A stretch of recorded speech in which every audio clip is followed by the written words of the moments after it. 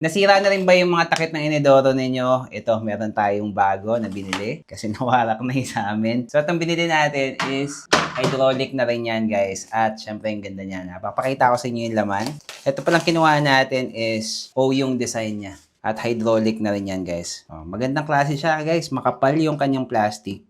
Talagang quality. Tapos, ito, meron siyang kasamang ganito. Yung pang-install natin. So, titignan nyo lang kung ano yung tsura ng inodoro nyo. Kung pa-O, dito sa atin, pa-letter O. Yung iba niyan is pa-letter U and V. So, ito, letter O yung kinuha natin. So, ito guys, ilalagay nyo lang ito muna. Yung una niya, yung base plate niya.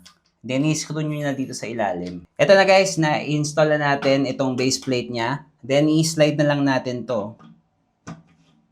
Tapos, ilalak natin dito sa likod.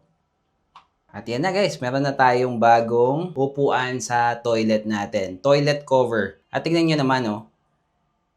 Ganyan na rin ba yung toilet cover ninyo? Dahan-dahan bumababa. So, hydraulic tong kinuha natin guys. So, kung madumi na rin, naninilaw na yung mga toilet cover ninyo or nasira na katulad ng sa amin, perfect to. Ang ganda ng quality. Makapal yung plastic niya. Talaga matibay siya. So, kung kailangan nyo rin ng ganito, ilalagay ko yung link yan sa yellow basket.